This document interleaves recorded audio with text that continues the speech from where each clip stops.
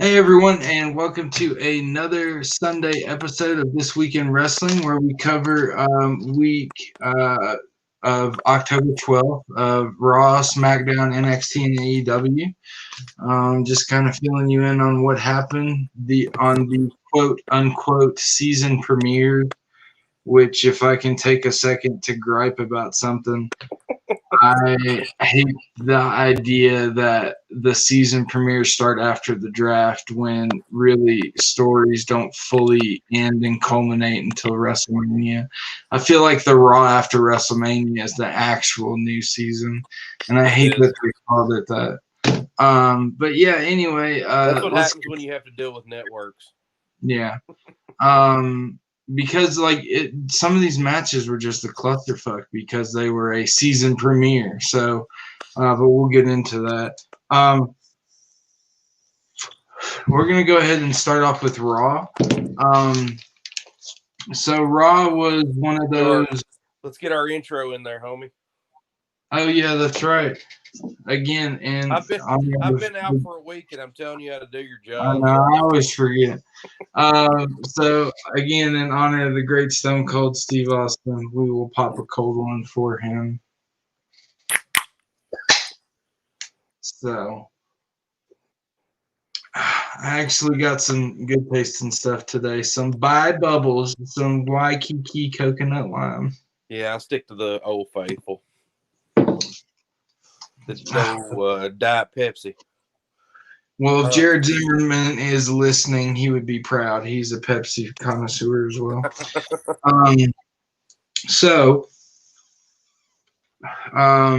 Not in any particular order, but we had how we were talking about the tag team championships don't necessarily have a solid home.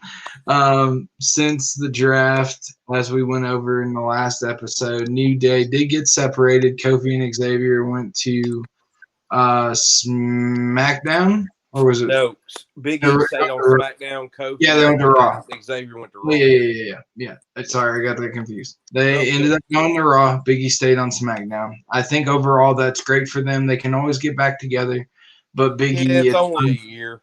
It's time for his singles run. Yeah. He's ready.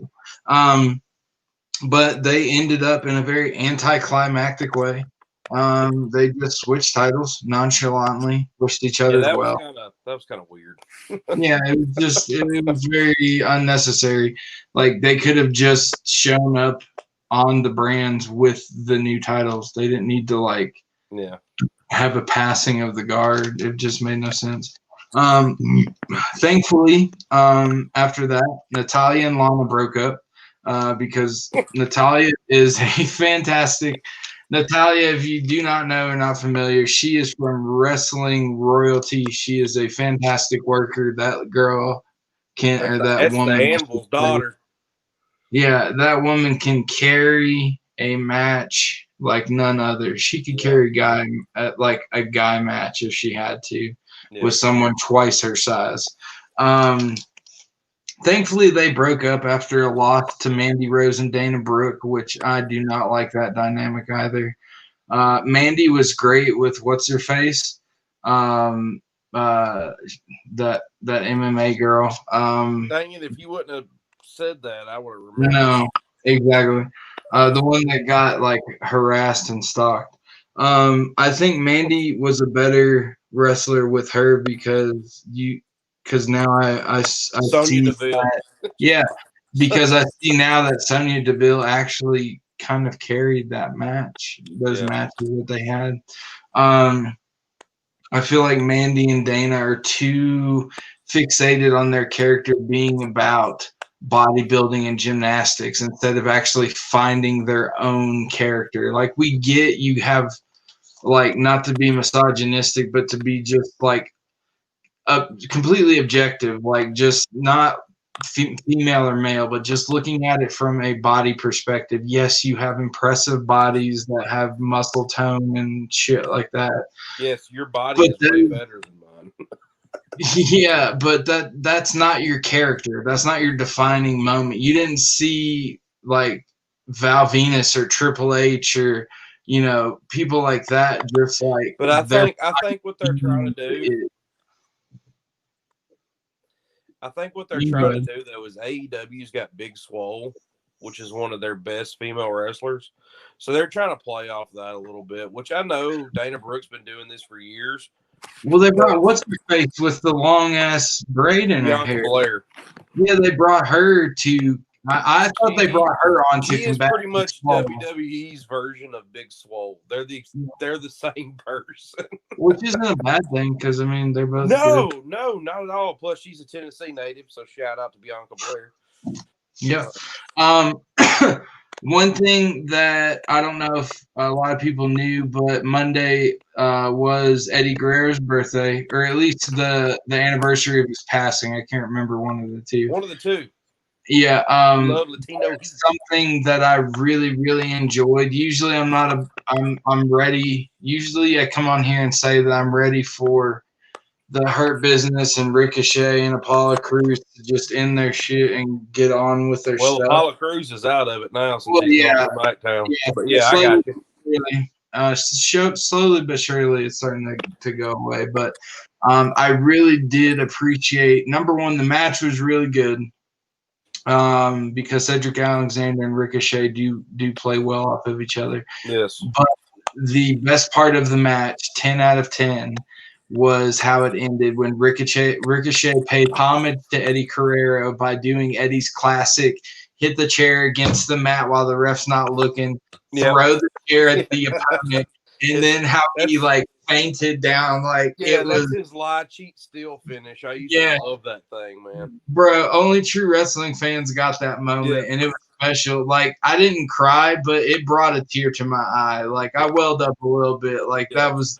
beautiful. I love that. I was laid up with my back injury that night, and my wife was watching it with me. She goes, "Did he just throw the chair?" I said, "No, he just pulled an Eddie Guerrero."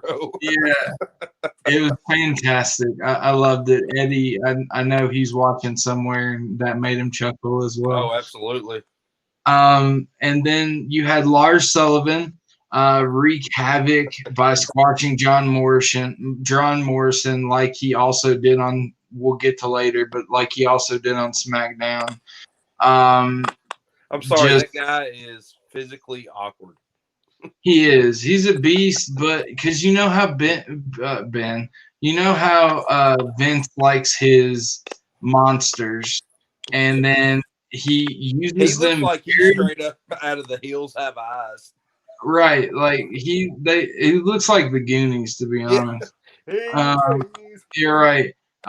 He looks so like Vince will bring in these big baddies. He'll push them hard and just completely annihilate people. And then a couple of months later, you'll see them maybe in one title picture, and then they get buried to mid card. Braun Strowman. Nikki needs her shout out. What's up, Nikki? Listen, Hi, sweetheart, from the other room. Yeah, right. He had the same. We also have another. He had the same disorder with Andre and the Big Show. I agree. But I do. The one thing I do disagree with, though, is Andre and Big Show did have the athletic ability to work at the size that they worked at. Andre was fantastic. Hulk Hogan, everyone that wrestled Andre will tell you that Andre could be the gentlest guy in the ring and make it look believable, or he could absolutely murder you in the ring. Big Show, depending on what mood or if he liked you or not. Exactly. And then Big Show, obviously being as big as he is or was, and losing the weight that he has now. But when he first started, he was very athletic, almost too athletic, to the point where he allowed Kevin Nash to powerbomb him and break his neck. So anyway, I digress. We're getting a little off topic. Anyway, Lars Sullivan completely does what Vince usually does when he introduces big guys. On to probably one of the best matches of the night, KO versus Aleister Black. They had one hell of a match. It ended. I can't remember if it was actually a tables match or if they just ended up being DQ and they just brought tables in. But that match was absolutely phenomenal. They're both fantastic wrestlers, as we know. But the way it ended, that power bomb, Aleister Black took that power bomb like a champ. KO delivered it perfectly. It was just a beautiful, beautiful I think ending. they're going to continue their feud on SmackDown. If it turns out to be like that match, then I'm 100% okay with that. Yeah. The New Day. Since I kind of put this out of order, obviously we know they won the tag team championships because that's the first thing we talked about. But the New Day, minus Kofi or minus Big E, they finally made their comeback after being gone for a while. They won their tag gold that they swapped out with Street Profits. They won it once again. And they also unveiled a new version of the Midnight Hour against Dolph and Robert Roode, who they won the championships from because usually the Midnight Hour consists of Big E holding him up in the big ending and then someone coming down and helping Big E with that. Whereas this new one is Xavier puts him in a stabilized position of a backbreaker without delivering one, and then Kofi does like a coup de grace on top of him. So that's a little bit different. I kind of wish I wish they could figure out a move that was maybe a little more impactful. That seems not like a finisher. It seems more just like a regular tag team move that's been used before. But still, I'm glad they won. They're great champions. So. AJ and Jeff Hardy, if I were to pick the second best match of the night, they would definitely take the cake with that. They both put on a really good show. Obviously, AJ can make anyone look good, and Jeff Hardy's Jeff Hardy. You know, when he's on his game, he's on his game. One thing I really, really loved and appreciated, I low-key am a huge Elias fan, and Elias did make his comeback, but he made it in a way that I, just as like Roman Reigns, I've been waiting to see to get a little bit – not that Roman was comedic. I'm now just speaking about Elias, but I've been waiting for him to. He made me a fan with his comedic role that he was playing. But now that I'm a fan, I've been waiting for him to get serious and actually become something and become an actual asset to the roster. And that's what he did. He didn't sacrifice his gimmick because I think his gimmick rocks. But he did pound Jeff. It was Jeff, right? He did hit Jeff with the guitar. I'm trying to remember. That was a week ago. Yeah, I know. It's been a while. Anyway, he hit either Jeff or AJ. Either way, it's a good feud no matter who he hit. Hit one of them with the guitar. Obviously got the disqualification. But you can see Elias still has that same character mentality. He's just less joking. When he does joke, it's more of a heelish sarcasm instead of a goofy, clowny kind of joke. But the way that Elias works in the ring is really cool. Hold on one second. Nathan, give me 1 second to finish this thought before I forget because I have a terrible memory, and then we will answer this real quick for you. It's real simple. But yeah, Elias, he's always been a great worker. He has his own style. Like, he's kind of stiff. He can do some things that surprise you. And he has kind of like a powerhouse game kind of move set. So I really do like how Elias works, and I think with either one of those guys, he could have a really good match. But Nathan, being called a smark, it's not a compliment. It is actually a diss. So being called a mark is a wrestling term that wrestlers use for audience members when they have a gimmick or a character or a storyline or they believe you're a fan of the business. Yeah, they call you a mark if you get into, or like if you get us excited and they give what's called a pop. So like if a wrestler comes out during the Royal Rumble that you haven't seen in a while and you hear the crowd go crazy and you go crazy, you give them what's called a pop. At that point, you are a mark. You're marking out, which means you're being excited, you're being drawn in, you're being immersed. Even if it's for a split second, you're suspending your belief, and you're actually in the moment. You're the audience that they're hunting for. They mark you as exactly. This is our audience that we're shooting for. If we can make them pop, they're a mark. Exactly, because you have to think, all these terms came back in the territory days. So to be a mark, basically wrestlers were, for lack of a better word, they were entertainers, but they were also con men. So they needed to have marks to convince that what they were doing was real, so they would continue to have audiences. And that term is just, it's evolved over the years, but essentially it means the same thing. You're one to enjoy what's being put on. Being a smark is a diss because it makes you seem like a snarky person, like a mark that I knows know more about wrestling than you do. Exactly. Like you seem kind of pretentious. I'm not saying you are, but whoever called you that is they're essentially calling you pretentious and stuck up, and they feel like whoever called you that probably don't know shit about wrestling either. So exactly. In the wrestling community, especially on social media, people, that's their go-to move when you disagree with them. They call you a smark or something like that. So I wouldn't worry about it. If you know what you're talking about and you know what you're talking about, yeah, don't and worry about disagree with you, just move on, because wrestling fans are worse than presidential voters this year. They're the most judgmental people on the face of the earth. Exactly.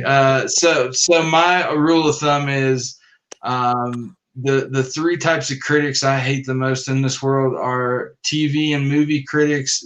Sorry, I'm not trying to flip you off. Film critics.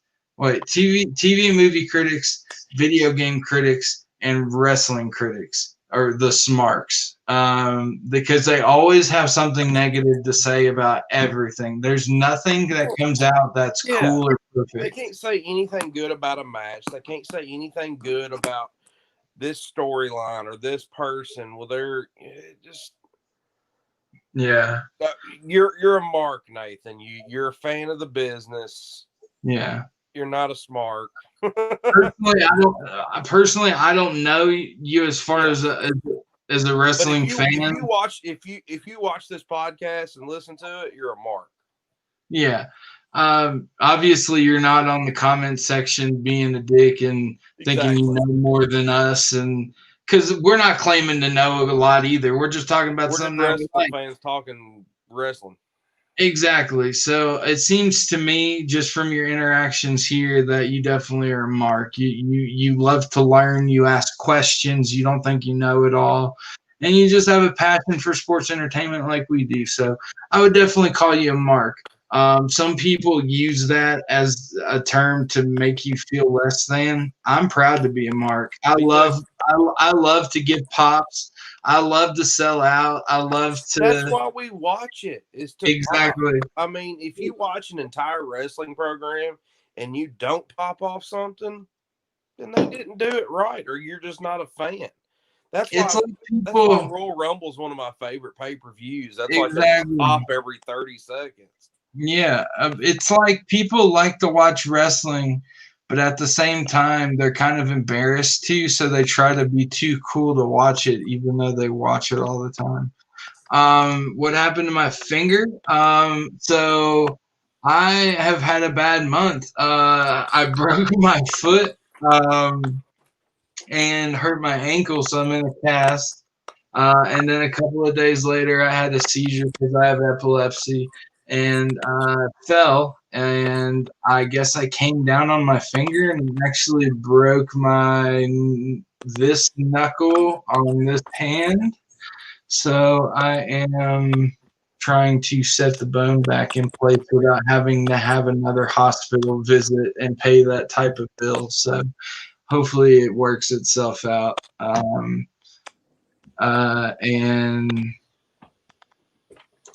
Nikki, yeah, I know a lot of smarks as well from the Facebook groups that I'm in.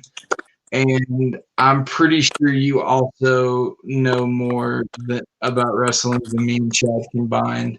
As far as I know, all of us in some type of combination have been to wrestling shows together for sure. Well, no, not Nikki, but Nikki has Chad. been. Well, Nikki's been with you, but I'm saying she's never went with me, but I went with you. Like, I'm saying, like, there's been a combination. Like, we've all been to wrestling shows at some point. So I would not doubt that Nikki knows a lot about wrestling. She just likes John Moxley. That's the one thing she knows. Hey, if you're going to like someone, that's a good person. I know, right? All right. So to finish up Raw, we talked about Elias. Lana, I almost don't want to read this out loud, but Lana becomes number one because she's literally worse than Carmella at wrestling. Lana becomes number one contender for Asuka's Raw Women's Championship. Why? I don't know. Maybe just to buy time until they can find her a good match for Survivor Series or something like that, or they're giving Lana. Yeah, or her contract's expiring and they're giving her a squash match before she leaves to join Rusev. Because I do not see Lana like doing anything close to threatening Asuka. So, and then second to the last thing, which was one of the most exciting things I think happened of the night outside of matches are concerned, is The Fiend and Alexa Bliss finally made their official debut as a team instead of like randomly showing up and with each other. They did spark something with Andrade and Zelina Vega. I don't know if that is going to turn into a storyline itself or if that's just. The last thing I read, Andrade's headed back to NXT, which would be really good for him. Yeah, I think it is really good for him. He's kind of floundering a little bit on Raw. So it may not be a storyline. It could just be like a start of something later. But I really liked how they both showed up in the ring. Alexa Bliss has nailed the character perfectly. And they also dubbed their dual sister Abigail. They called it the Twisted Union, and I thought that was pretty cool. Yeah, that was cool. Yeah, so I'm definitely down with that. I think that's going to be a really cool story. I hope they don't let it fizzle out.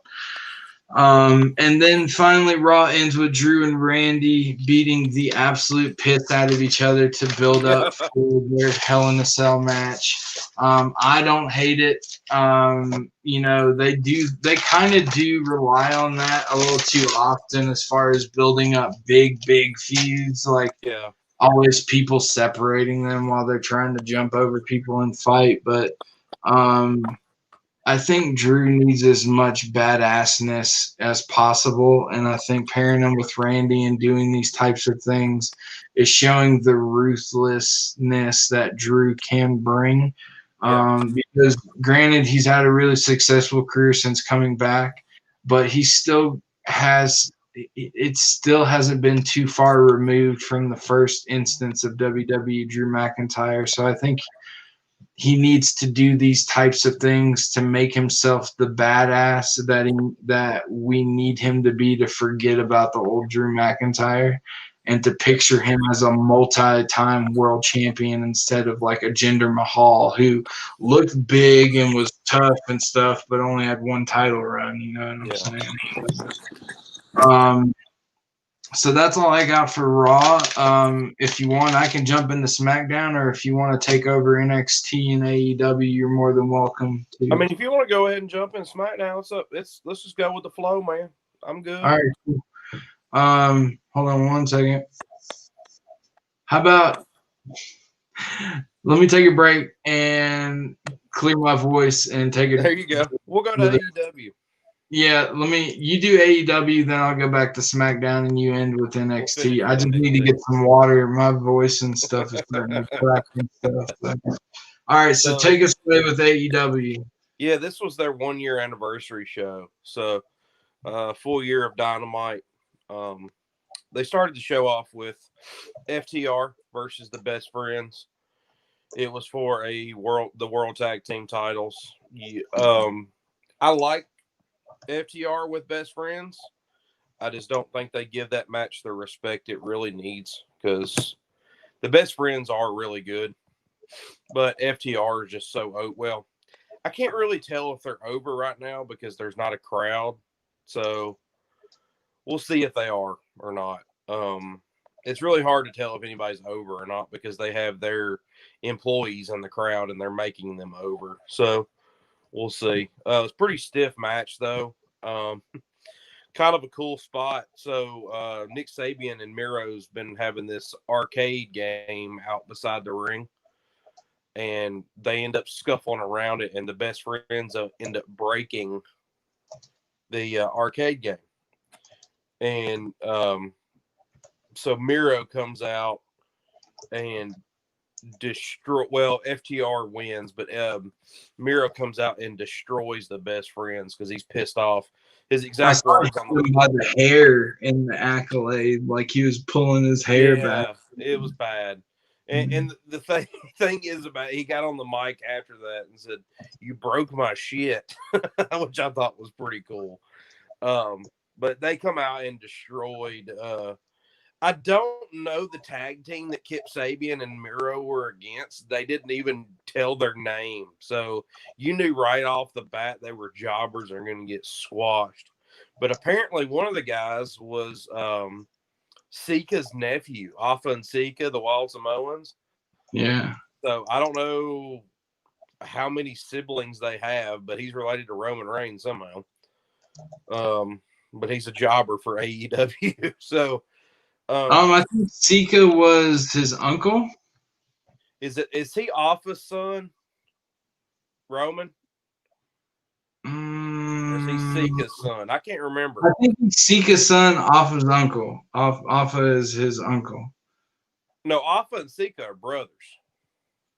Yeah, I know, which would make one son. I got you. But they said the guy that was the jobber was Sika's nephew, so it couldn't have been Alpha's son. It had to be like a sister or something. But anyway, yeah, I'm too ignorant.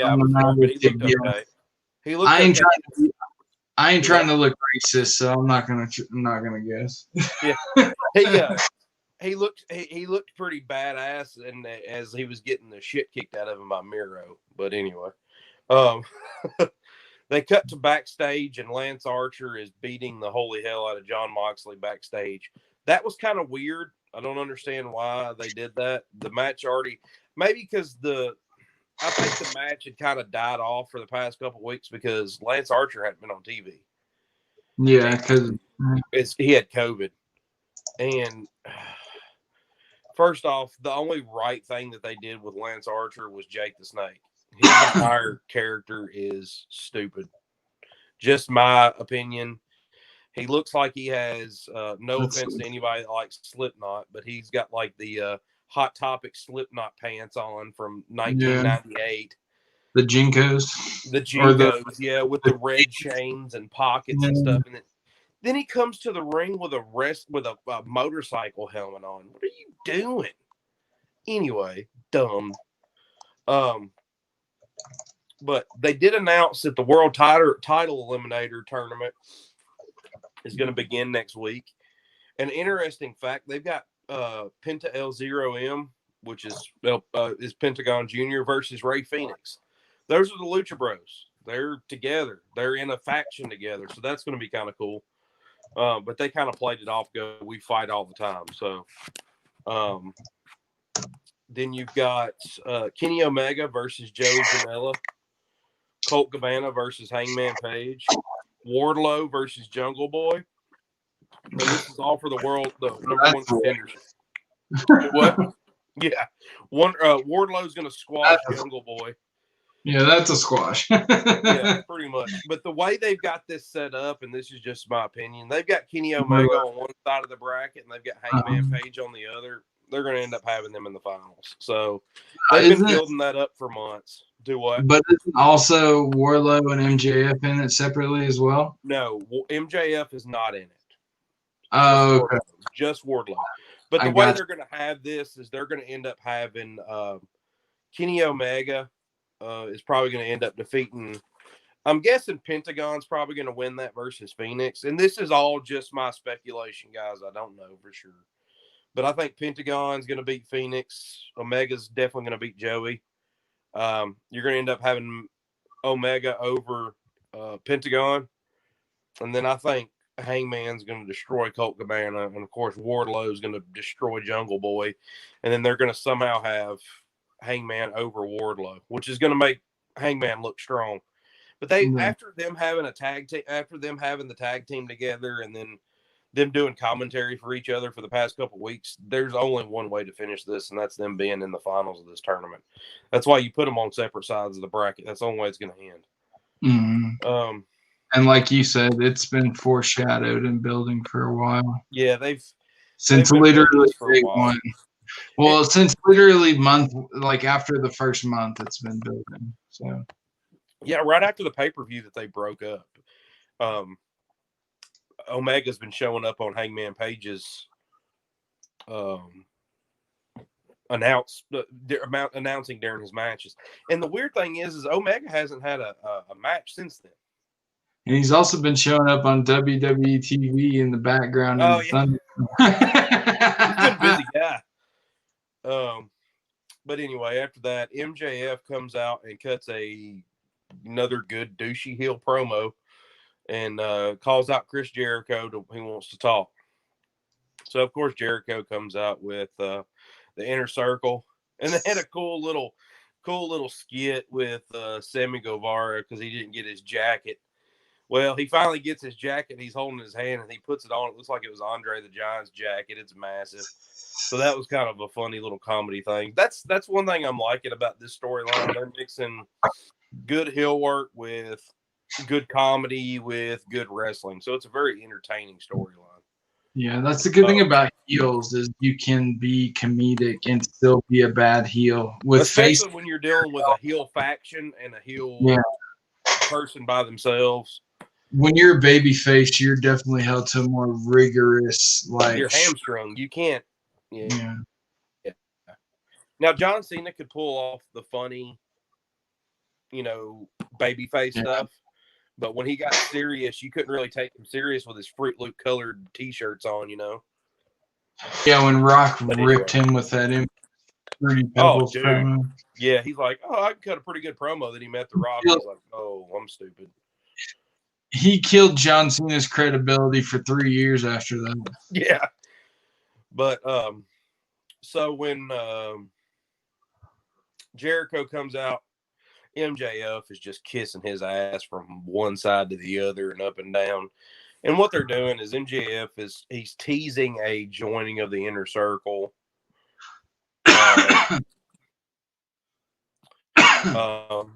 Yes, honey, we're talking about AEW right now. I see your comment. She's gonna come smack you. I got a steel chair over here. I'll take care of her. Hey, we watch wrestling every week. We know how to defend ourselves. I know, right? I don't need a gun. I just carry a steel chair and a holster. Wait, hold on. One second. Jericho was a great series. Ended too soon. What are you talking about? Do you watch AEW, Tyler? Like, what do you mean? I didn't know you were wrestling. Great series. What are we talking about, Harvey? Yeah, elaborate, because I'm better context, man. You can't just leave that little nugget of. I'm generally interested in where your expertise in wrestling lies. I want to know where your storyline's going here, bud. But anyway, why? Huh? He said he was being a smartass.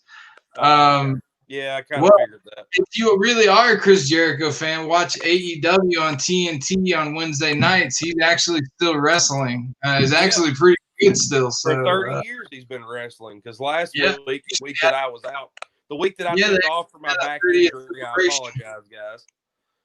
Yeah, I took off last week for a back injury. Apologize. That was AEW's 30th anniversary. That was AEW's celebration of Jericho's 30th anniversary. With a little bit of the bubbly. Yeah. Anyway, continue with your AEW. Yeah, since Tyler Harvey's trying to hijack our podcast here with his turds of knowledge. Thanks, hey, we'll take all the beers we can get right now. Absolutely, so. I don't care. Yeah. But so they're teasing him joining the Inner Circle, but I think something's going to mess that up because the Inner Circle does not want that to happen and all. Yeah, exactly, Adrian Le Champion. Now that's a wrestling fan I know and love. Yes, sir. When you know Le Champion. But they're going to do it's. But they're going to do a steak dinner next week. They've got it hyped up as Jericho and MJF steak dinner. I can't remember what they called it, but they've used a French name for it. I think it's like Dinner LeBron. I don't know. Anyway, like Le Dinner LeBron James. I have no idea. It's the best dinner of all time, is what you're saying. No, the greatest dinner of all time would be Dinner Le Michael Jordan, but I digress.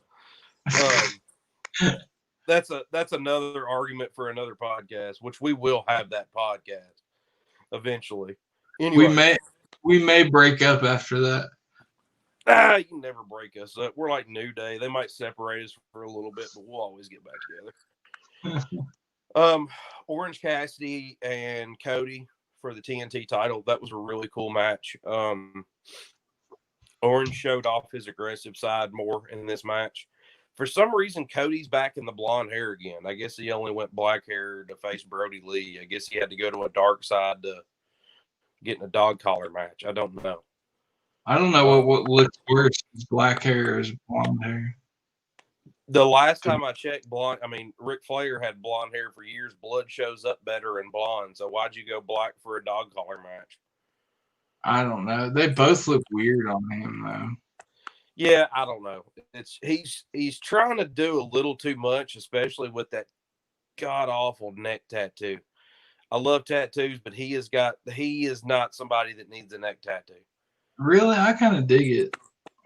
The design's cool. It just doesn't fit him, man. He looks like some frat guy that got drunk, got a neck tattoo. That's true. It doesn't necessarily fit him, but it's a sweet-ass tattoo. Yeah. So, the only other tattoo he's got is Dream across his chest, and then you want to go straight to the shield, the shield and the skull on your neck that's in the American flag. It's like from your cheek back to the back of your head. I don't know. You go but anyway, paying tribute to biker gang. I guess. So, really, really cool match. They are going to it actually ended a very cool way. So, Orange Cassidy got him in a small package. Referee's going 1, 2, and they ring the bell before he gets to 3. They hit the time limit for the match, so it's a draw. So in 2 weeks, they're going to have Orange Cassidy versus Cody again for the TNT title. They're trying to keep the belt on Cody, but also look Orange strong at the same time. They don't want to, derail his push at all. But they are going to have at Full Gear, which is their next pay-per-view, it's going to be Cody versus Darby Allin for the TNT title. So they're going to try to get Darby Allin in the TNT picture. And if all you people that are wondering why I'm not saying Cody Rhodes, he is not allowed to use the Rhodes last name right now because it is trademarked by the WWE, which is the dumbest thing ever. That's like them trademarking John Cena's name. That's his actual name, which I know Cody's Cody, but his last name's Reynolds, not Rhodes. But still, his dad was Dusty freaking Rhodes, for God's sake. The son of a plumber. Yeah, he's the grandson of a plumber. But anyway, So Matt Hardy is there. I'm surprised, actually, if I can interject real quick. I'm surprised the most lethal finisher in wrestling right now didn't work against Cody. The roll up from behind. I swear right? That is the more people's career than ever. Oh, it would have took him out if they didn't run out of time. That would have ended it. I swear that's the most, like, talk about protecting finishers. They're protecting the wrong ass one. Yeah. The sunset, the small package is taking more people out than the tombstone. Yeah, right. Right. Like, what's your finish? The small package. That guy's deadly. the jackknife cover. The flip over. That's almost as worse as the finger point of doom. If you don't know what I'm talking about, go back and watch an old Nitro with Hogan versus Kevin Nash. The finger point of doom. Oh my god! But Matt Hardy's back. Nice. He's been cleared. He announced he's been cleared. Then they do a pretty cool vignette. You see a lot of pictures from his career, like hanging up, and all of a sudden somebody's lighting him on fire. Well, everybody knew who it was, and it turned around and ended up being Sammy Guevara. Everybody knew that was going to happen. Because the only reason their feud kind of derailed is because Matt decided to bounce his head off some concrete and, try to wrestle a match with his brain jiggling around in his skull like a bean in a tin can. So that now going to continue. Regular Matt, or is it Woken or Broken or no? What is it's just regular Matt Hardy. I think he's going back to the V1, the version 1 guy. That's what he's kind of doing. He's kind of doing a mixture. Glad. A little bit of Broken, but he's going mainly to the V1 version of Matt. But Sammy also revealed that he was the one that attacked him a couple weeks ago. Everybody thought it was Jericho with a baseball bat, but it was Sammy. So, sorry, guys. I'm readjusting. I had a back injury, so I got pillows all around me. I'm just old and play too much football. They actually have a drawing. What'd you say? I said, just admit you have a throw pillow addiction. That would be my wife, but I have to. Yes, yeah. Actually, we have one that I've got my paperwork posted up on. It says "Love you to the moon and back." So right on. They have a drawing for a fatal 4-way match for the #1 contendership for the tag team title. So they drew it, and first name was Private Party, which is AEW's version of the Street Profits. You can't tell me any otherwise. Silver and Reynolds, and if anybody doesn't know who that is, they're from the Dark Order, so don't worry, they're not going to win anything anyway. The Butcher and the Blade, which is out of the Lucha Bros camp, and the Young Bucks are making their touted return to the tag team picture. So that's going to be cool. Bro, like the Young Bucks were supposed to be the cornerstone of AEW, and well, it's like, I think what they're doing is weird. Yeah, what they're doing is they're trying to get other names a little bit of a push, and they don't want to look like that. Oh, they only built AEW to push Kenny Omega and Cody and the Young Bucks and all. Yeah, but they're giving Cody a TNT title, like 2 out of the 3. Also, if you remember, if you go back, he lost a match to Jericho where he can never compete for the AEW title again. So I know he did it on purpose so they wouldn't make him into the Triple H, essentially. That's why he busted up the whole throne thing. But that's why he's doing the same thing with the TNT title though. Yeah, I don't know. I don't hate it, but don't be a hypocrite. Yeah, not exactly. Yeah. Anyway, sorry. No, you're good. Hira Kushida versus Big Swole for the women's AEW women's title, excuse me. Big Swole's going to get a pretty good push. They're just not ready for some reason, they're not ready to get the title off Shida yet. What are you searching for over there? Oh, I dropped a cap in my cartridge. But yeah, Sheeta wins. But I see Big Swole being a champion sooner or later. I did too. They're just not going to get it off Sheeta. Actually, answer that question for Nathan real quick, and I'll finish with the main event. I'm having technical difficulties. Too many Pepsis. I'll be right back. I got you. Okay, so my least favorite theme song is by The Right to Censor, as well as what Cesaro's entrance music was for a really long time, which is that really loud siren. I hated that. Absolutely hated that. That probably hands down is my least favorite theme song.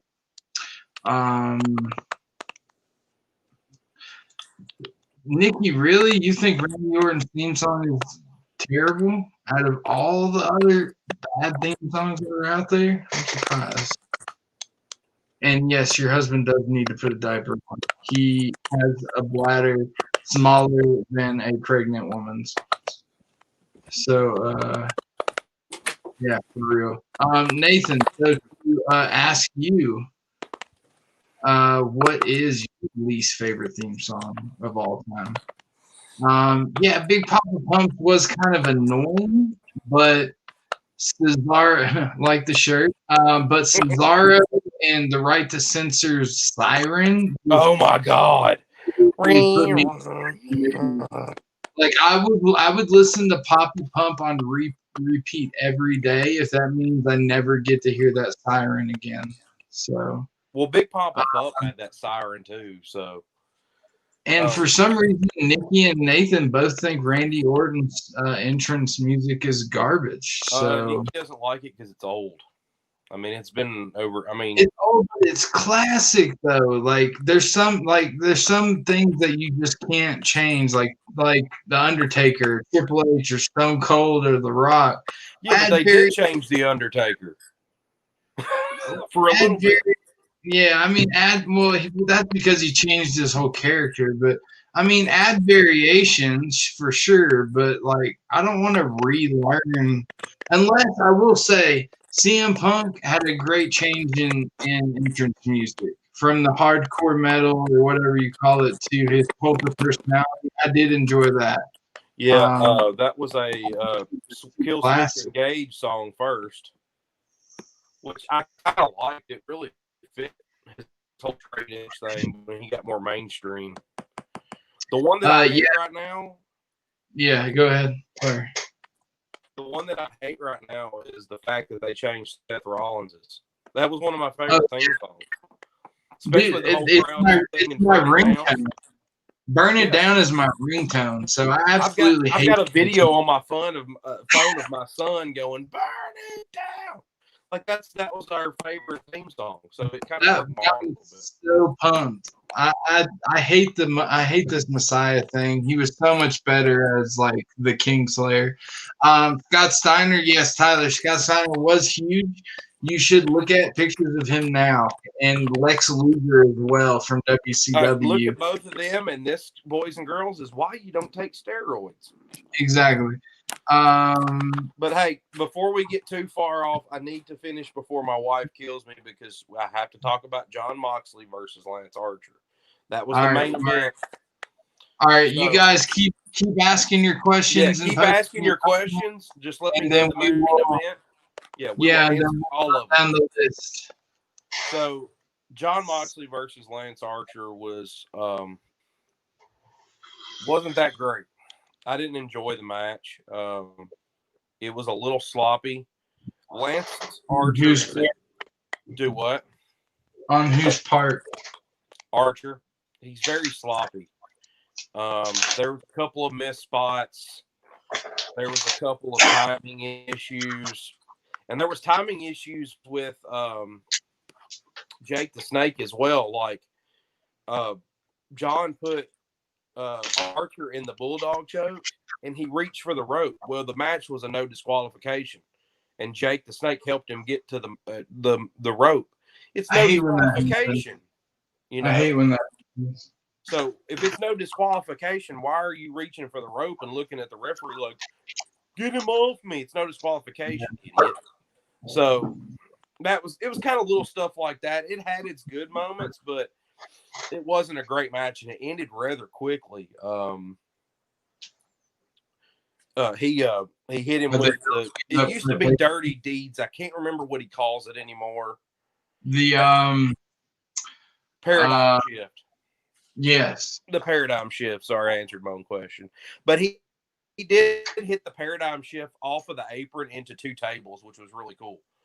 I like that one. But the finisher, he hits the Paradigm Shift again, and he gets the win. So, but then Eddie Kingston and the Lucha Bros were on commentary during the whole match. They're going to build up another thing between him and Eddie Kingston.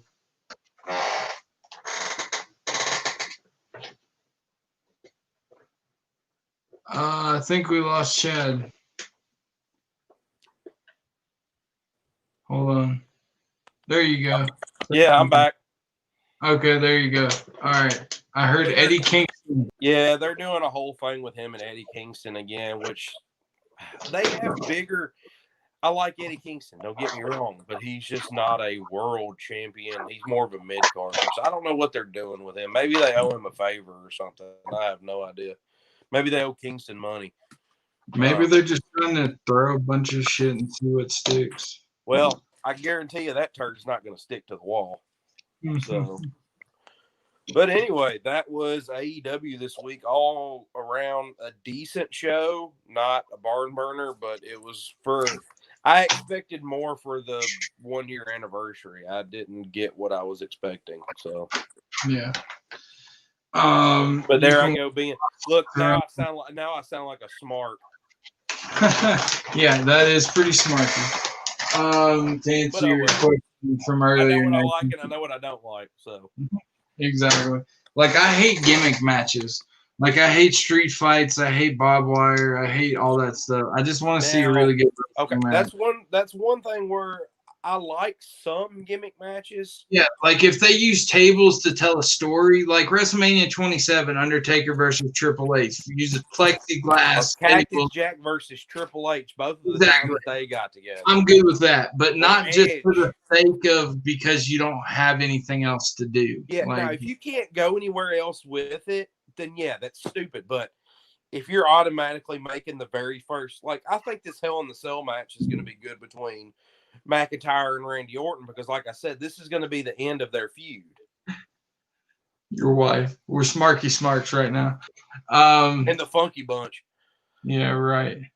All right, so let's get before I hit up SmackDown, let's take care of some of these comments. Yeah, let's get some questions and comments. This is officially the most comments we've ever had on a show, so thank you guys. Yes, thank you guys. Let's keep this going every week because this is very enjoyable for us. I am enjoying this part. Yep.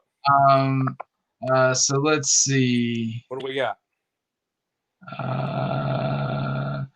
So Tyler mentioned about changes in persona. He talked about Stunning Steve.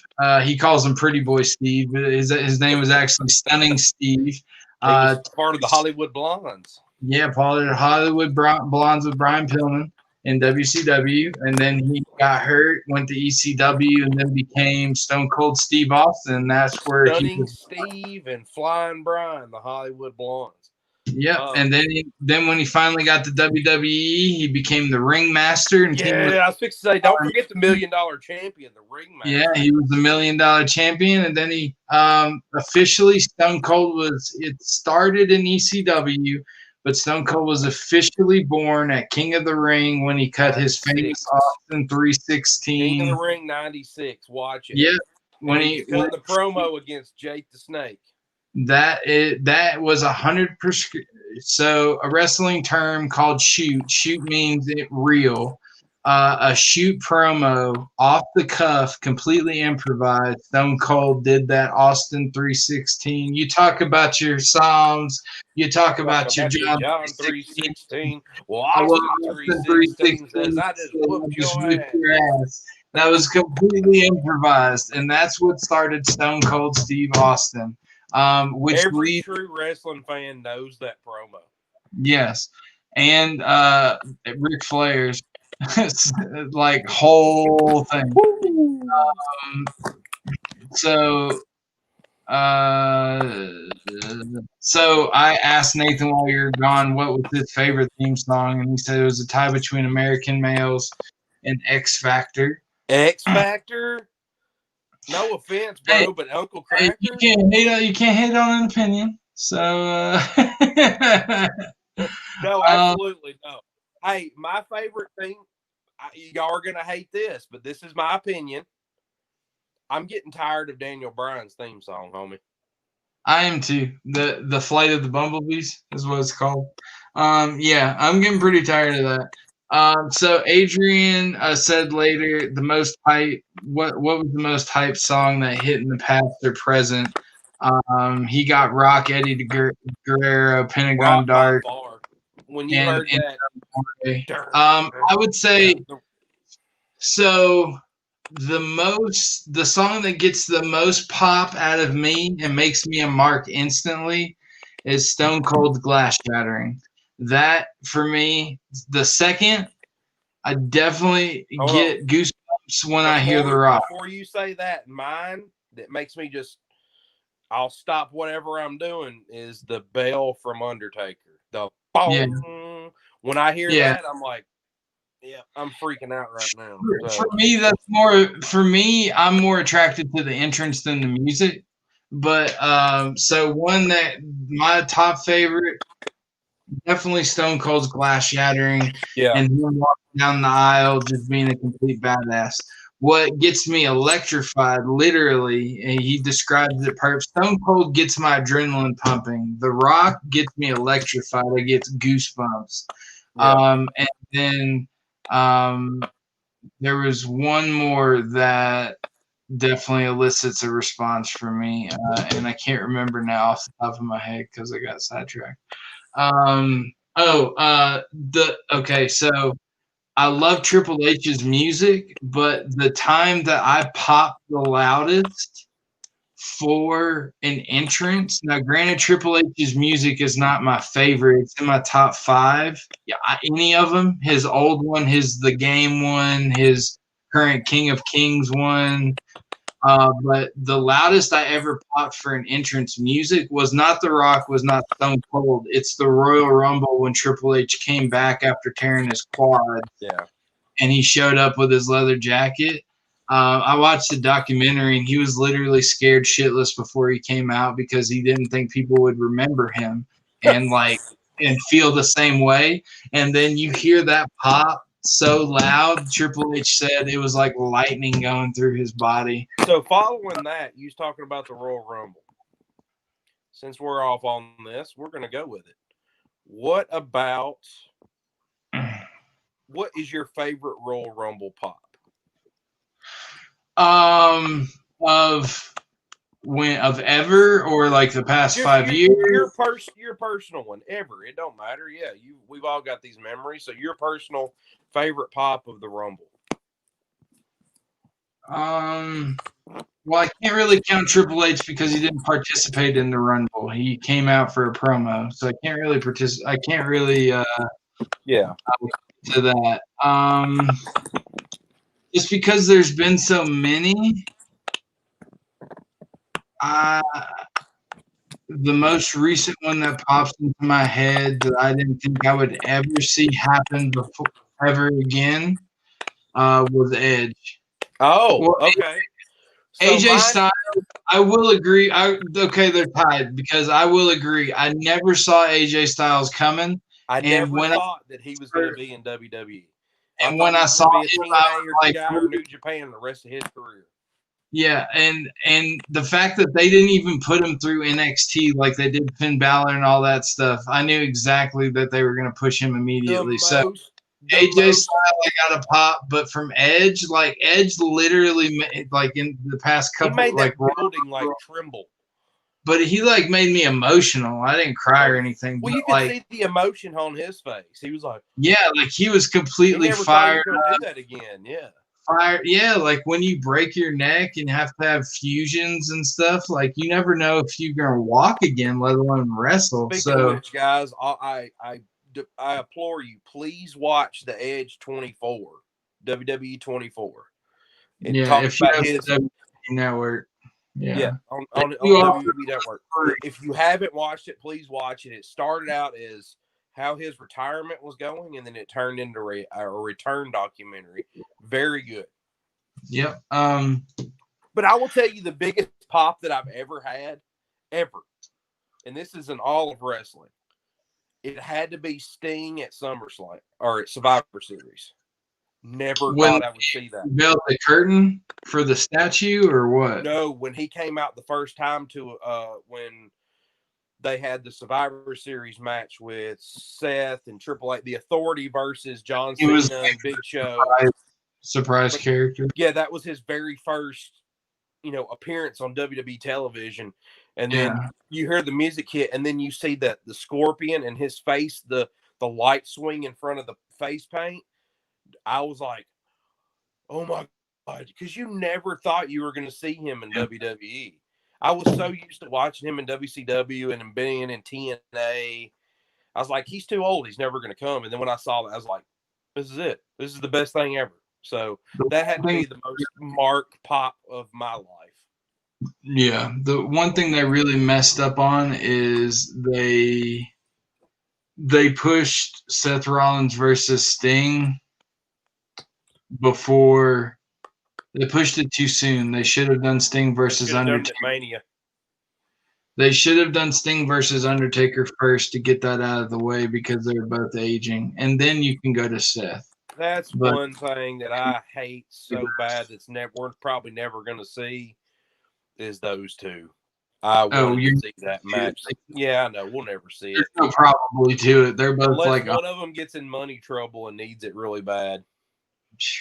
But I don't see that happening. But anyway, we got off on a little tangent there. But yeah. Last one, the last couple. Tyler, his song that gets him excited is DX. I agree because anytime you hear that song, you know you're in for a good time. A few super kicks and a pedigree. I love the comedic. DX. Oh, they're fantastic. Nikki loves AJ Styles, his song, and his soccer mom haircut. Adrian. Yeah, soccer mom hair. Okay, so before we read Adrian's comment, can we just comment on how, like, literally I have long hair that comes down to here. Never once do I fix my hair out of my face like this. Like, why does AJ Styles do this all the time? Like, just flick your hair back. Like, literally everyone else in the WWE just moves their head and their hair moves. Do it like Edge, do it like Edge. Right. He's aggressive. I mean, he's just gotta, like, does he not understand that his gloves stick to his hair? Anyway. He looks like he looks like he's on his way to a PTA meeting. Anyway, Adrian saying he wasn't an entrance pop, but most shocking Royal Rumble return was 2002 when Maven eliminated Stone Cold. Yeah, and then unfortunately Maven did get bad and Undertaker. Drop kick Undertaker out for the elimination. Yeah. Unfortunately, Maven's career was cut short because he developed some substance abuse problems. So, they are dramatic about the hair flip. If you notice, the best sellers, in my opinion, are people with long hair. Triple H, Stone Cold, Shawn Michaels, everybody with long hair. Before Triple H and Shawn Michaels lost all their. Yeah, but it adds extra emphasis. And if you notice, other than Dolph Ziggler, usually the babyface. Used to be this. They're kind of blurring the lines now. But it used to be the baby face long hair wrestlers always had wet hair, and then the faces had the dry the dry, just perfectly straight, fixed, like luxurious hair, like when Hunter Hearst Helmsley was, Well, see, yeah, and then but then you also have like your Baron von Raschke's in AWA back in the day that were bald, and that's true. your Koloffs that were bald, your bald evil foreign menace, because Iron Sheik was the same way. He was the foreign menace, and he was bald headed. Yeah, don't get me talking about old school AWA and territory days. I'll get on a tangent for weeks here. If anybody enjoys, I need to know this. If anybody enjoys old school territory wrestling and old school AWA, NWA, and Crockett Promotions,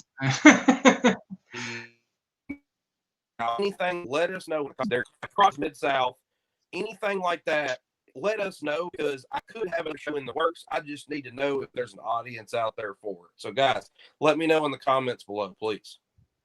Yeah, for sure. All right. Is there anything else going on with AEW before I move on to SmackDown? No, AEW is done. So go on to SmackDown, and we'll finish it up with NXT because it is the best show. I thought it was a little too short this week, to be honest, to get off. Also, I'm going to have to cover a little bit from last week that I didn't get to cover since I was out on IR last week. I'm going to cover a little bit from last week because there are some significant things that happened last week. Yeah, and I didn't get to talk about them, and I want to get them off. All right, so excuse me. So for the season premiere of SmackDown, they started really with a really awkward promo where Triple H and Stephanie basically just paraded and showed off the SmackDown draft picks, potentially because they haven't prepared any opening promos or storylines. They just wanted to start with something. Turns out, at least that's what I thought at first, but it turns out it was just a stage for Lars Sullivan to again squash everybody possible to build up his dangerous persona. Sorry, I had to change scenery. I was breaking up real bad in the bedroom. You're good. I'm more important anyway, so I'm just kidding. Yeah, so it started off as an awkward promo where I thought that they were just parading around their draft picks and stuff, which number one didn't make sense in the first place because you literally have faces and heels that are in active rivalries at the moment, and they're standing side by side and nothing happens, like they don't care. But then it turned into something even worse. Lars Sullivan just squashed the strong and weak wrestlers alike to establish his dominance. Because, as we know, Vince loves his monsters, and they like him to make big entrances that usually lead into the mid-card soon after. Side note, Michael Cole called Lars Sullivan the Freak about 152 times during his time in the ring, smashing people. So Michael Cole has gone from vintage to the Freak as his go-to word. A little side note,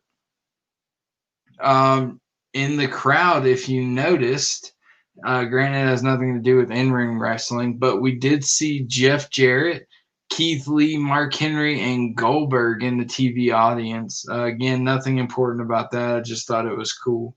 New Day had their final farewell to the full New Day cast. Big E, Kofi, and Xavier Woods. They had a 6-man tag, so New Day versus Shinsuke and Cesaro and I'm sorry, my mind drew a blank, and Sheamus. They had a six-way tag, or 6-man tag, I should say. So it seems like we lost Chad, but it's cool. We'll continue on. So they had a 6-man tag as like a going away party. Obviously, New Day won with their traditional midnight hour with Big E and Kofi Kingston. They gave a farewell speech, a farewell promo. They spoke from the heart. They definitely gave a shoot interview. It was very emotional. It was great. It was WWE showing a lot of respect and a lot of thank you to a stable and a group that supported that company for a very long time, and made them a lot of money, and they returned the favor out of respect. I have no doubt we'll see New Day join again at some point, but right now, like we talked about, Big E really does deserve a push. And Xavier Rhodes does deserve to be in the ring more, because when it was the 3-man group of New Day, Kofi and Big E did get more of the spotlight than Xavier, and Xavier was more of a valet or a manager or whatever you want to call it, rather than a wrestler. So this gives everyone equal chance to shine. So it's sad, but I'm also happy that it happened. So, but then like I said, the match was a clinic. It was very entertaining, and they were real pros. One thing that I found funny was during Shinsuke Nakamura's entrance before the match, New Day, being New Day, decided to go out in style by being their normal funny selves. Big E started actually leaning back into the ropes, like sitting on them and leaning back and holding on and air humping the ropes to Shinsuke's entrance music. And that was pretty freaking priceless and hilarious. And like I said, yeah, they ended up doing the midnight hour to end their historic run that they've had so far. So, also, it looks like we're going to get a Sami Zayn feud with Otis.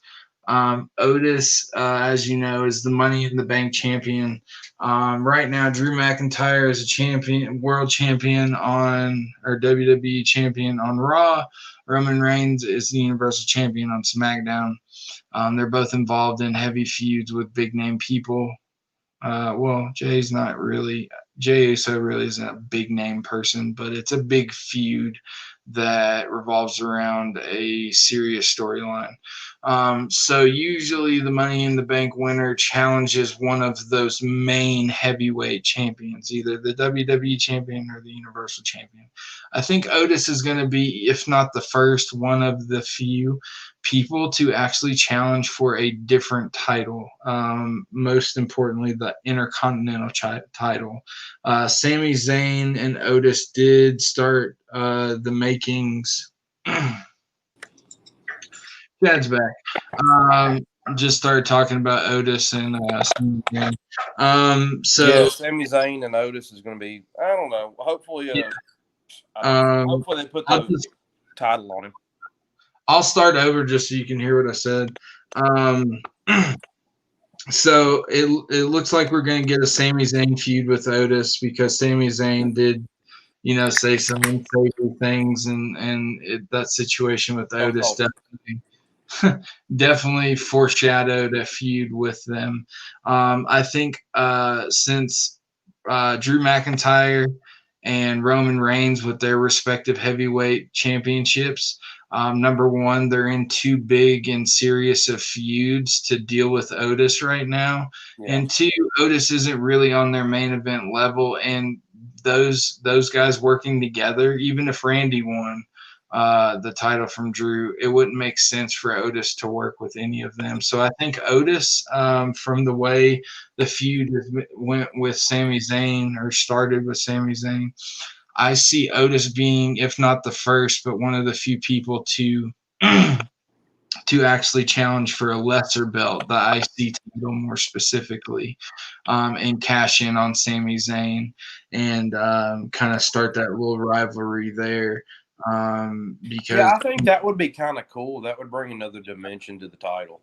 Exactly. And every year now, the Money in the Bank title would make more sense, because now anybody can win now. You don't have championship.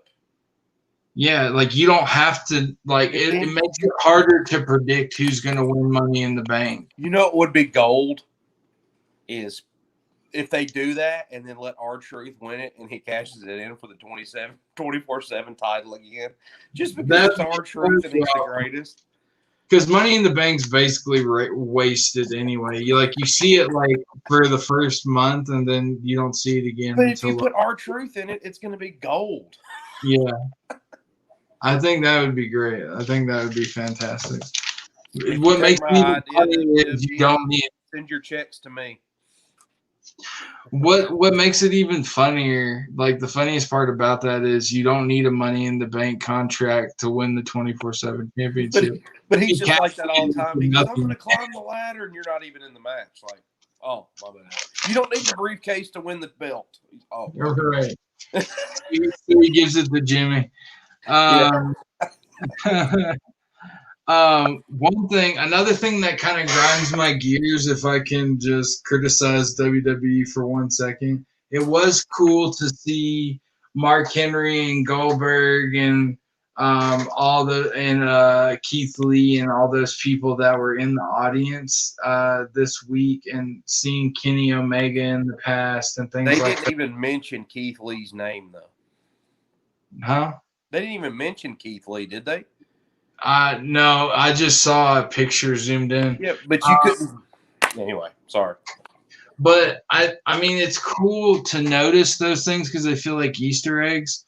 But at the same time, I've tried several times to get on to one of those things, and obviously there's a limited supply. And I feel like if the fans, the true fans, if they can't get on, and you're giving it to wrestlers who could literally just come to the show and watch backstage for free, I feel like you're cheating some of your fans from being a guys. We will tell you one thing: me and John or Drew will try to get on the Thunderdome before they get out of the Thunderdome. We will get on one night. Well, Florida just passed that, like every indoor thing, sporting wise, has been okay to open up full max. Like even so.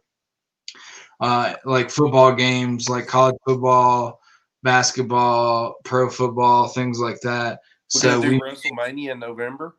Yeah, so we may be seeing. So granted, there'll still probably be at the Amway Arena where the Magic play, but granted, we'll probably see the plexiglass maybe still there, but we'll start to actually see an audience again. So, yeah. I mean, I'm not super excited about it because I don't want people to get sick and then they have to shut down the shit again like they did with WrestleMania. But also at the same time, as you know, there's nothing like a live crowd. Again. Do what? And I'm gonna have to go drown myself. Yeah, there's nothing like a live. If we're gonna lose WrestleMania again, I'll have to drown myself. Yeah, for sure. There's nothing like a live audience. So back to SmackDown, because there's quite a few things that happen more interestingly on SmackDown than Raw. So I got a little bit more.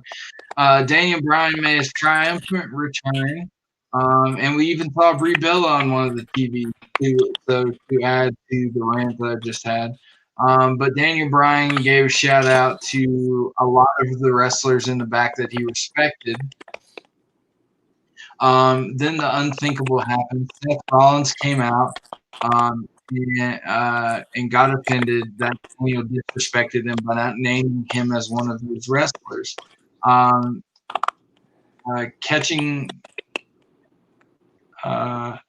What caught me off guard was I thought they kind of they caught me off guard twice because I thought this means, oh crap, like they drafted the Mysterios and Seth Rollins and Murphy to SmackDown. So I thought they were going to continue that story, but then this seemed like they were going to lead to a Daniel Bryan Seth Rollins story. But then at the last kind of a Dominic and Ray versus Murphy kind of thing now. Yeah, but then it turned out to be, Seth Rollins attacked Daniel Bryan. Daniel Bryan fought back. Seth Rollins retreated. The normal heel face comeback, runaway coward type of thing. Yeah. The Mysterios came out, backed him into a corner, and forced him, to go back out there.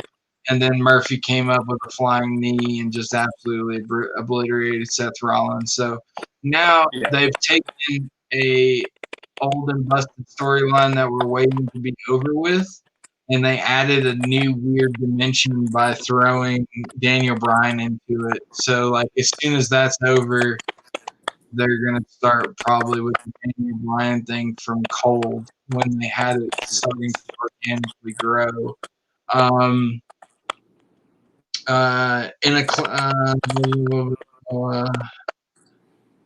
So then also the Profits fought Dolph Ziggler and Robert Roode. What was wrong is Dolph and Roode just lost on Raw. So they weren't, in my opinion, really deserving of a title shot. Granted, it is scripted and it's not like real boxing or UFC or whatever, but I feel like if you literally lose like 3 days before to these guys, you don't necessarily deserve a title shot. To that point, John, AEW is focusing on wins and losses right now. So every time, like John Moxley's been defeated, and they're trying to legitimize it, you know? And I appreciate that about it.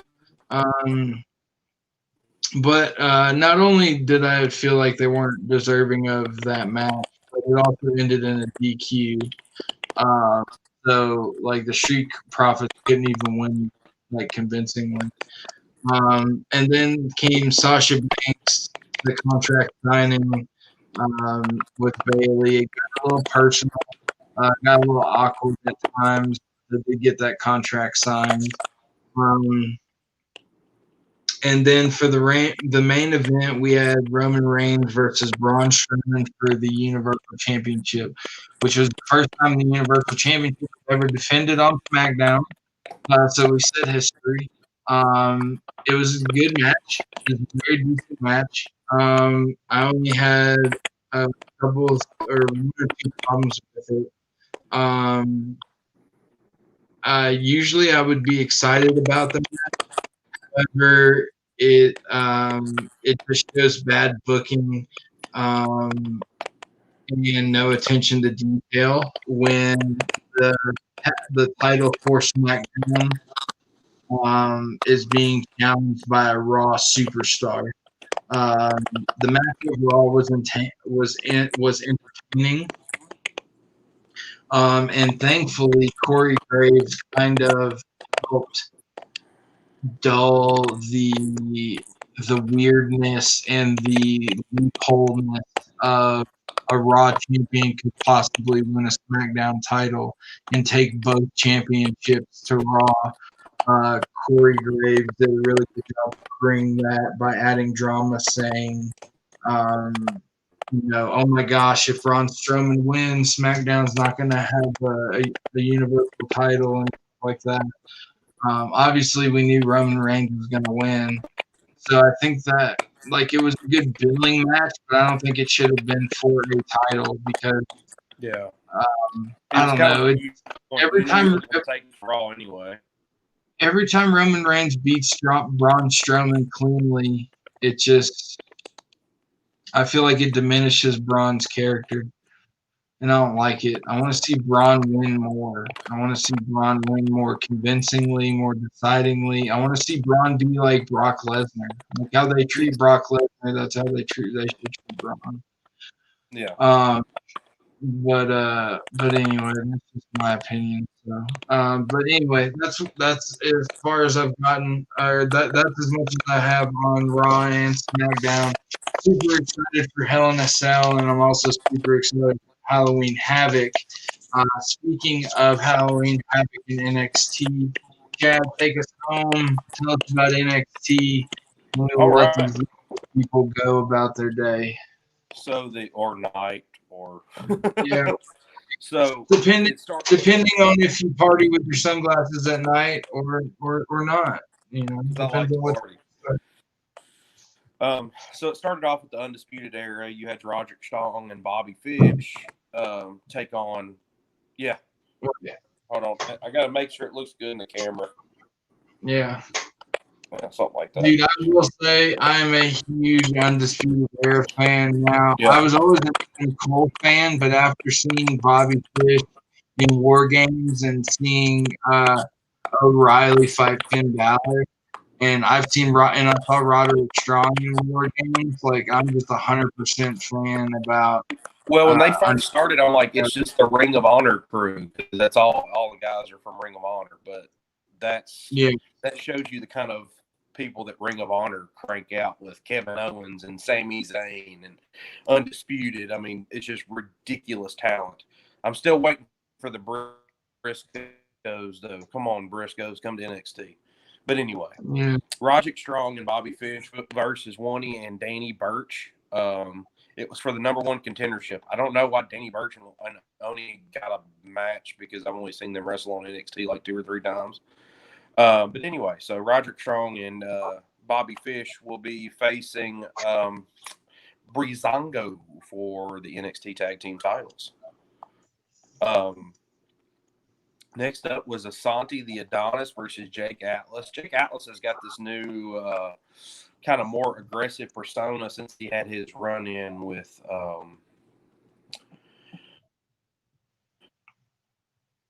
just had my mind go blank. Was that the dude that threw Adam Cole over the barrier? Sorry, I don't know how. No, okay. Let me go through this one, and we'll continue that, because that was something from last week that I needed to talk about. Jake Atlas was the guy that when Tommaso Ciampa returned, he just beat the holy shit out of him. DT off the gurney and stuff like that. Yeah, exactly. So pretty cool match. Jake Atlas ends up picking up the win, but Legado del Fantasma comes out and attacks Adonis and Atlas, and then Isaiah Swerve Scott comes out to help. Because Escobar came out with them, and they kind of had this like 3-on-3 face-off kind of thing. I thought it was pretty cool. But getting back to what you were saying, so let me go back. If y'all bear with me for a second, I'm going to go back for my notes. I was prepared for last week. I just suffered an injury. So get back. So Ridge Holland was in a match with Danny Burch last week. And he was on the outside, and Danny Burch did a over-the-top dive. Well, when he landed on Ridge Holland, it completely exploded his knee. The thing is, Ridge Holland was due for such a push. He was the guy that attacked Adam Cole at NXT TakeOver.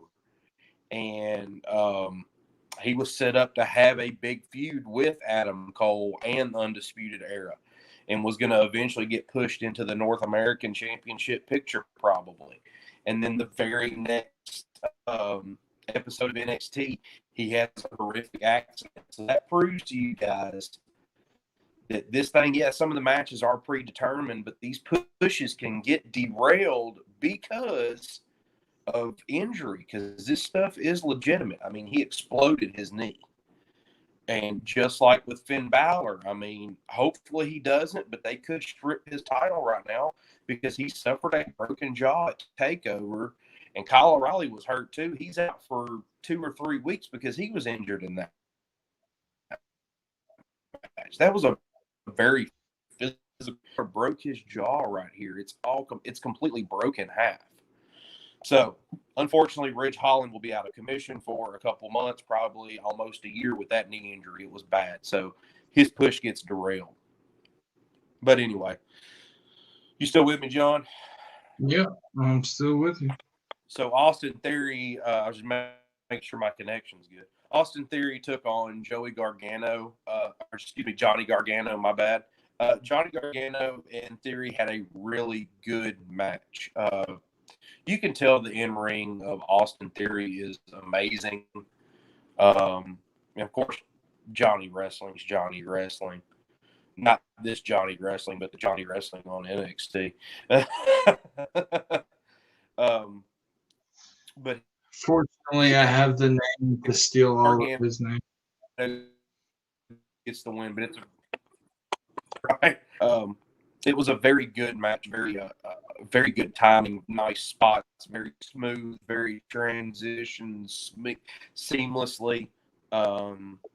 Very good match, but of course Gargano wins because they're still pushing him to face Daniel Priest for the North American Championship. So they're going to keep him to that upper mid-card level right now. Austin Theory will get there, just not quite yet, because he's feuding with all the big people. He's feuding with Undisputed Era. He's feuding with Gargano. He's going to get there. They're just getting done with their main storylines before they put him into it. Then next up, you had Shotzi Blackheart versus Candice LeRae. They're giving Shotzi a really big push. She is the host of Halloween Havoc, which was the best host for that. I mean, she looks like a horror movie when she comes out anyway.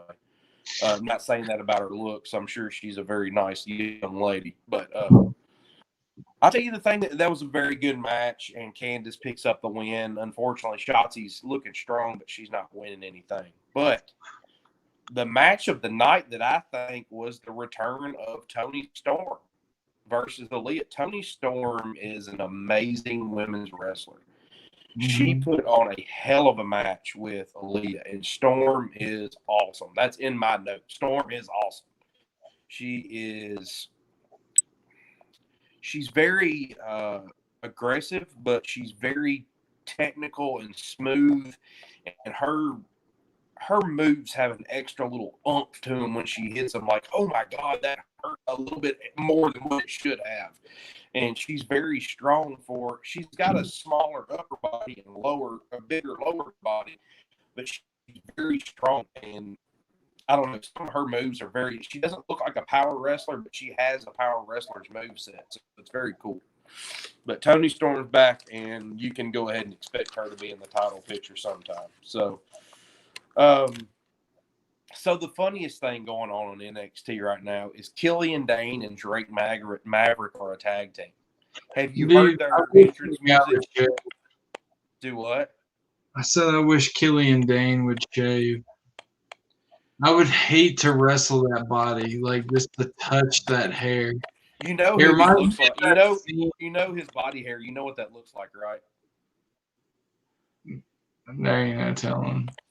Somebody that we know very near and dear to us. Oh yeah, okay. Yeah. We're just gonna leave it at that.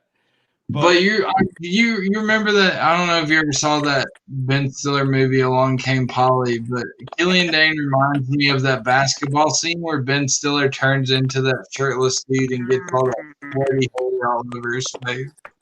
Yeah,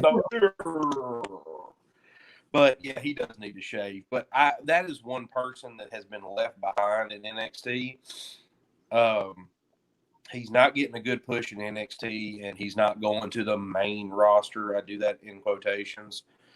I really wish they would do something with him. If nothing else, I know it's cliche and it would be kind of obvious, but put him with Sheamus and have him like the Irish Wrecking Crew, or the Celtic Killers or something. Do something with him, because he is a hell of a wrestler and he is a big dude. Just now that Sanity's no more and all broken apart, they just don't know what to do with him. So they stick him with Drake Maverick, which is the laughing stock of NXT right now. And they put him with a whistling Best Friends theme song. Like, seriously? Like, what are you doing? Like, you're killing Killian Dane. It fits for Drake, but Killian Dane does not deserve to be treated like that. I don't know. That's just my opinion. What do you think? I mean, hell, put him with the dude that does the Cayman stomp and make him more of like a swamp like dweller. Oh, you talking about Cameron Grimes? Yeah, but like they both look dirty as shit. Ireland. I know. Like, I mean, it's okay if you like. When has that ever mattered? I mean, they made anyway. They had something going with the Beast from Belfast, and they just don't know what to do. He can still be from Belfast and live in an American swamp. They're both just dirty looking as shit. Like they he looks like Braun Strowman's drunk cousin, but he looks like if Braun Strowman and Lars Sullivan somehow like donated sperm to somebody to make a baby. Dude, that's a crime against humanity right there. Yeah, well, this is the show. That's our fantasy side. This is 18 plus. Yeah, no, right. So anyway, Damian Priest and Dexter Lumis, which is my favorite character on NXT. He's like the stalker, psycho killer NXT, and those eyes that he does, like he comes to the ring like this and just stares at your soul. He's got the creepy mustache. So well, you froze. I couldn't really see it, but I know what you're talking about. Yeah. So Dexter, he started that character back in TNA. I can't remember what his name was there, but it was like a stalker thing. But it was pretty cool. Really good match, but Cameron Grimes keeps attacking Dexter Lumis, which I don't think is going to end out good for Cameron Grimes because they build Dexter Lumis as a lunatic. It's not a joke. But every week Cameron Grimes is coming out and doing a cave-in stomp from out of nowhere, and he just keeps on attacking him. Well, Dexter Lumis gets attacked, and then Damian gets the win off the attack because the referee, of course, had his back turned per usual. And he's won. He's done all of his thing, and now he's headed up the ramp. Well, he gets halfway up the ramp to do his of him. So, of course, they're going to do Gargano Priest again at Halloween Havoc. I'm pretty stoked about Halloween Havoc. It's pretty much the same lineup from Takeover. But they're going to add a couple of new things. Like you're going to have Cameron Grimes versus Dexter Lumis. Dexter Lumis fits that Halloween Havoc thing because he's like the serial killer stalker or Dexter, if you've seen Showtime's Dexter kind of thing. I'm excited to see the costumes they have for it. Exactly. They usually do themes. A hell of a job. Yeah, exactly. So, like going back to when Rey Mysterio dressed up like the Phantom of the Opera and, everybody had their special gear for Halloween. Yeah. So I'm pretty stoked about Halloween Havoc. Plus, I love doing pay-per-view shows. I don't know about you guys. I love all types of pay-per-view. Yeah. But I'm talking about like doing our show for pay-per-view. Yeah. So that's all I've got on NXT, man. And I think that's kind of heading towards the wrap-up for tonight. Yeah, I'd say so. Hour 37 minutes. I think we beat our record. I know. No, we did a 2-hour once, but guys, all right, I'm going to give you guys some homework this week. Get on the WWE Network and look up the best of Yokozuna. That guy was a big 600-pound man, but can move like a cruiserweight. I implore you, watch his matches, and if you will be very impressed. And believe it or not, he's not actually Japanese. He's related to The Rock and Roman Reigns and that side of the family. Yeah, that's Roman Reigns' uncle. Yeah, he is. He's Samoan, and he's also Undertaker's best friend. For a shoot, he was his actual shoot best friend. So, if you don't like Yokozuna, Undertaker will come find you and may you rest. All right, guys. Well, that has been another This Week in Wrestling. Look forward to seeing you next week. What is next Sunday? Let me look at my calendar. Next Sunday will be a pay-per-view, I believe. Is it Hell or is it Hell in the Cell? I think I'm not going to say because I cannot be for sure, but it's one of the two. It may be Hell in the Cell. We'll have to double check. I think it's Hell in the Cell. I think Halloween Havoc is on the 29th or something. Yes, you're correct. We'll go on the Cell next week, and then Halloween Havoc. Yeah, so we will see you actually twice on Sunday. Like usual, we'll do the This Week in Wrestling live show, as well as a preview of what we're going to see at Hell in a Cell and our predictions. And then we will catch you after Hell in a Cell is over. This time we will try not to go over into the actual pay-per-view, so we can be on here when the pay-per-view's really over. Watch the time a little bit better. Yeah, we'll stick more on topic instead of rambling. But anyways, thank you guys. Do what? I said, yeah, right. You watched us. We tend to ramble, but it's all good. Yeah, right. Well, thank you guys for sitting with us this long and listening to us ramble on and have some fun. We really enjoyed it. Hope you guys did too. Thanks to everybody that commented and gave us stuff to interact with. We absolutely love stuff like that. So, if you guys are whoever watches this video in the future, if you ever catch us on live or if you ever catch a recorded video, just leave us a comment, leave us a question, leave us a suggestion, leave us whatever. We love interacting with people either live or off the air, so to say. So, and I didn't get it in this podcast, but for all the Chadlack fans, kerfuffle. Hold on 1 second. Let me make that official. Kerfuffle. Kerfuffle for all the Cadillac fans. There you go.